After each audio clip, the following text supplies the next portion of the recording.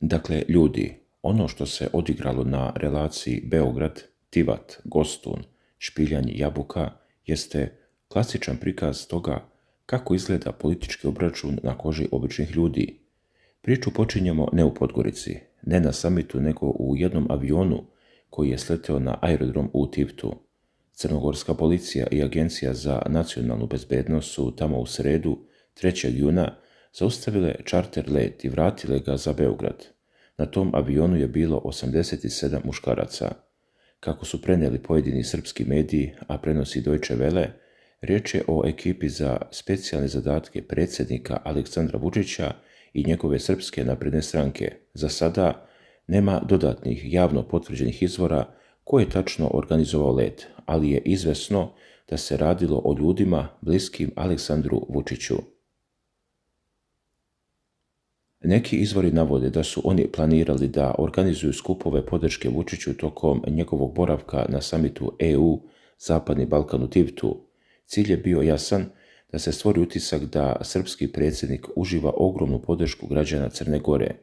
Od tih 87 putnika, kako se kasnije ispostavilo, zapljenjen im je i transparent na kome je pisalo "Srbija pobeđuje".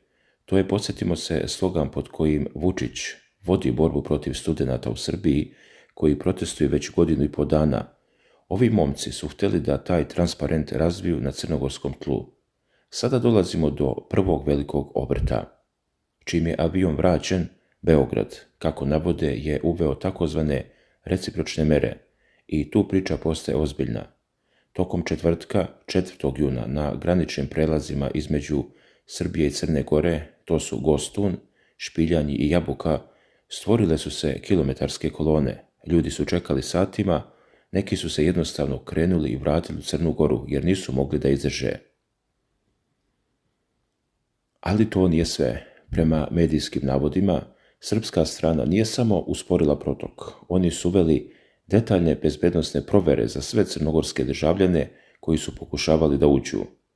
Kako dalje Deutsche Welle prenosi izveštaj Aleksandre Mudreše iz Podgorice, crnogorski građani su bili izloženi proverama punih 24 sata. 24 sata na granici.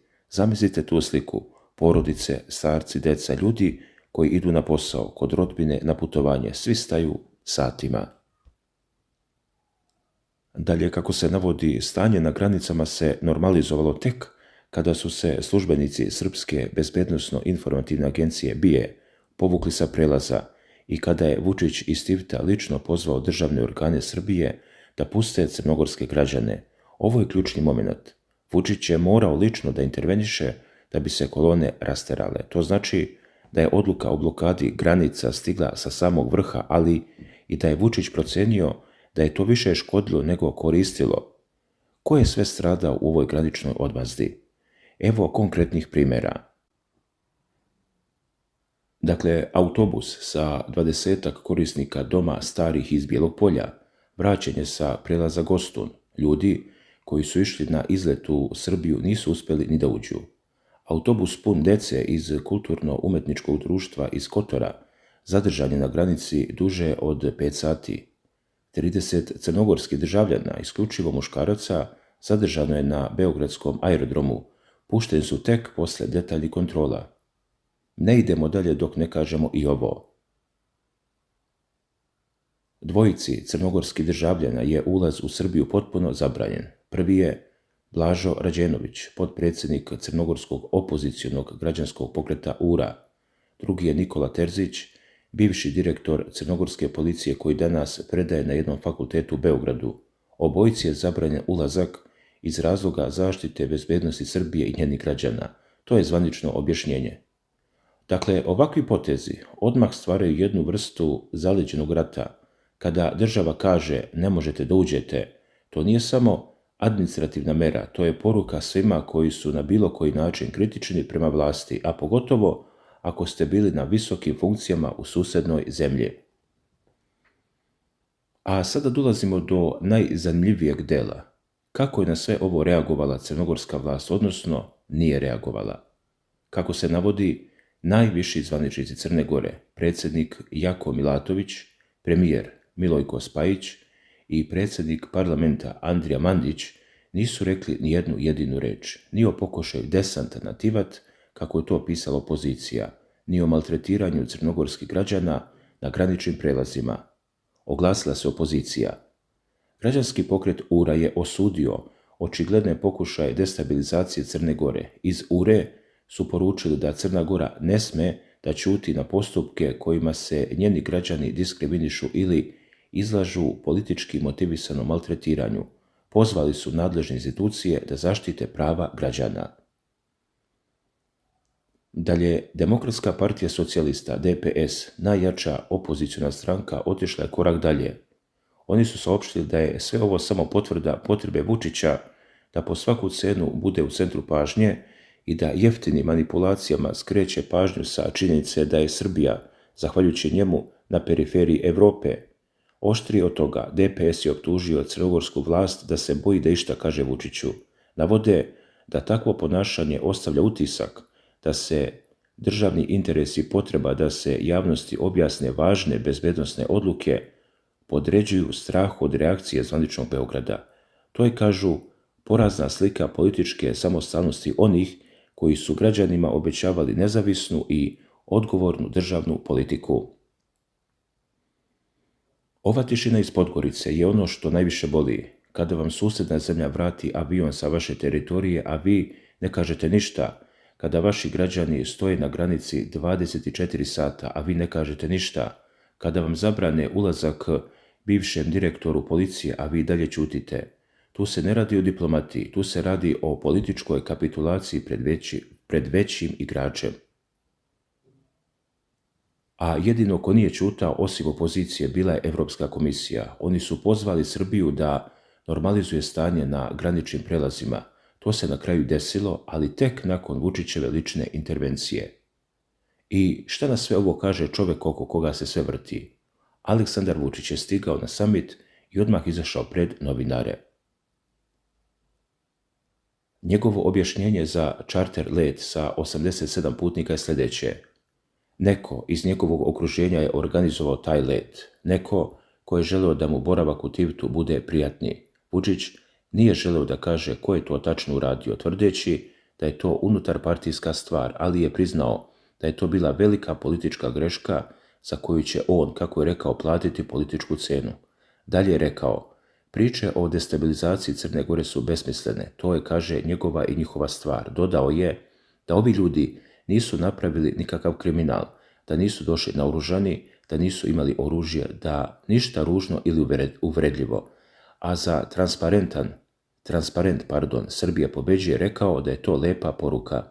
Tako se Vučić po ko zna koji put našao u centru pažnje na jednom međunarodnom samitu, ali javnost i dalje nije dobila odgovore na nekoliko ključnih pitanja.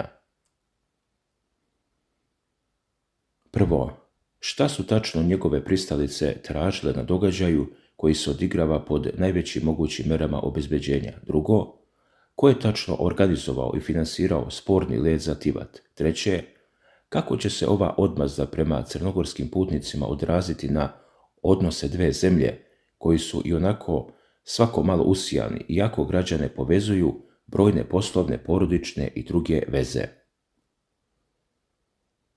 A sada moramo da pričamo o drugoj strani medalje. Ovaj sukob nije samo između Beograda i Podgorice. On se dešava u trenutku kada su u Tivtu najveće svetske diplomate. I dok se granice zatvaraju u jednom smeru, na samitu se otvaraju potpuno nove igre. Nemački kancelar Friedrich Merz je u petak, 5. juna u Crnoj Gori. U Tivtu su se okupili šefovi država i vlada Evropske unije i 6 balkanskih zemalja koje žele da se pridruže EU. I tu Nemačka i Francuska nameravaju da pokrenu potpuno novu inicijativu. Ono što je posebno važno jeste da se dve najmoćnije članice EU zalažu za preduzimanje početnih koraka ka integraciji čak i pre nego što neka zemlja dobije punopravno članstvo. Kako je prenela nemačka agencija DPA, ispunjavanje specifičnih kriterijuma za pristupanje biće nagrađeno privilegovanim pristupom jedinstvenom tržištu EU ili imenovanje posmatrača u institucije EU. Ovo je revolucionarna ideja. Vi ne morate da budete punopravni član da biste već osjetili benefite. Ovakav pristup je namijenjen i Moldaviji.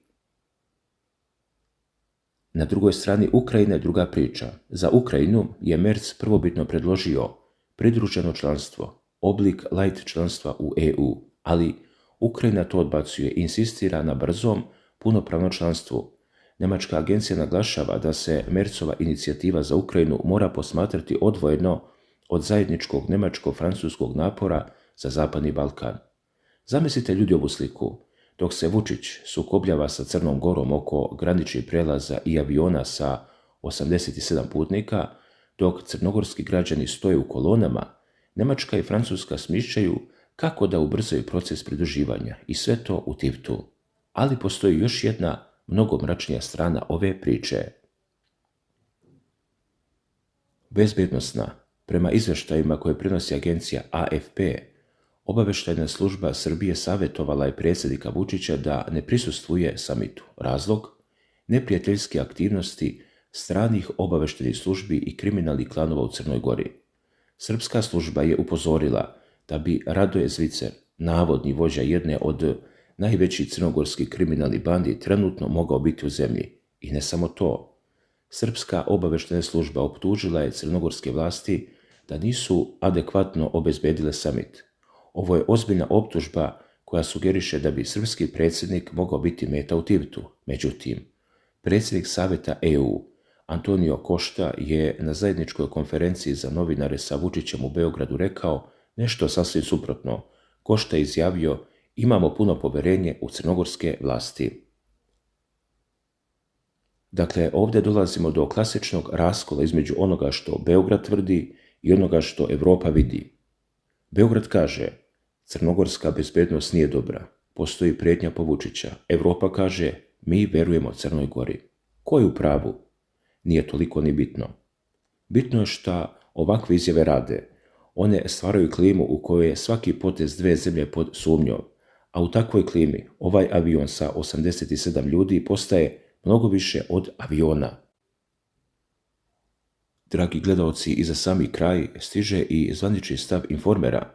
Oni su objavili naslov: Vučić zagrmeo iz Tivta. U tom obraćanju, kako prenosi njihov novinar Aleksandar Jovanović Cile, predsjednik Srbije je izgovorio 10 ključnih poruka. Prva poruka: u avionu nije bilo ni jednog kriminalca. Kaže, od 84 putnika bila su 5 koji su prošli kroz nekakav krivični postupak.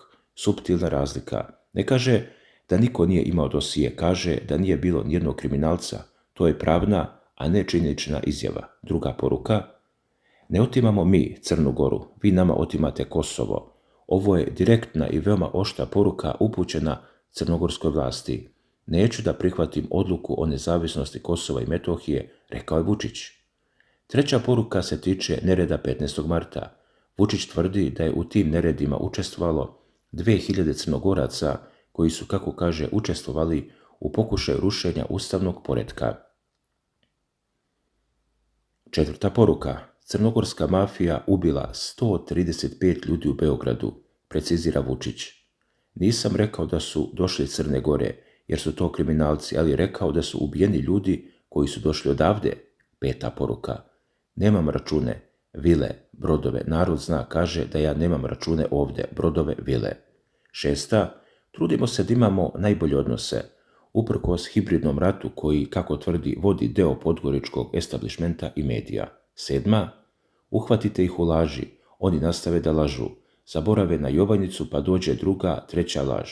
Ne možete da izlazite sa činjenicama, sa rekla kazala iz novina. Osma: ja se uvek osjećam sigurno. Imam vrlo profesionalno obezbeđenje, to su pripadnici Kobri.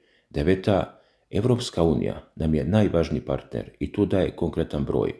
Srbija sama u izvozu ka zemljama EU čini 57,1% ukupnog izvoza celog Zapadnog Balkana. Ovo nije mala stvar.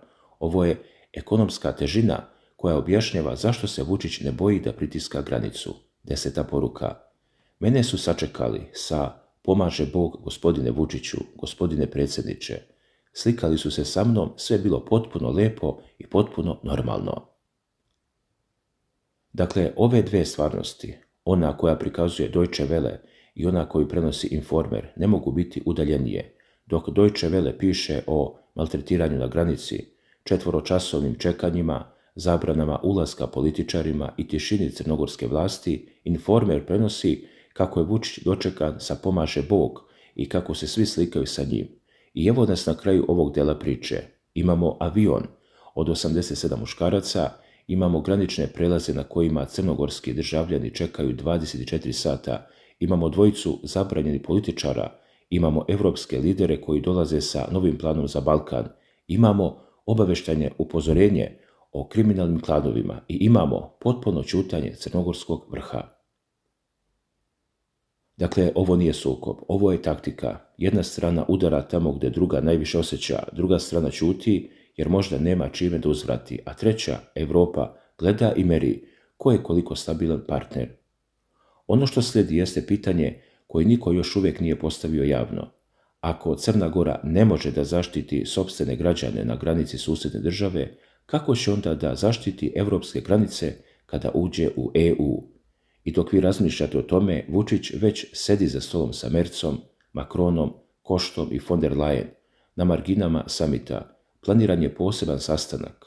Šta će se tu razumjeti, to je priča za naredni sat. Nastavit ćemo, ima još materijala, ima još izjava, ima još pasusa koje niko nije spojio, jer ovo je priča i nije gotova sve dok ne obradimo svaku rečenicu iz svakog izveštaja i dok ne odgovorimo na jedno pitanje, ko je zapravo pobedio u Tivtu.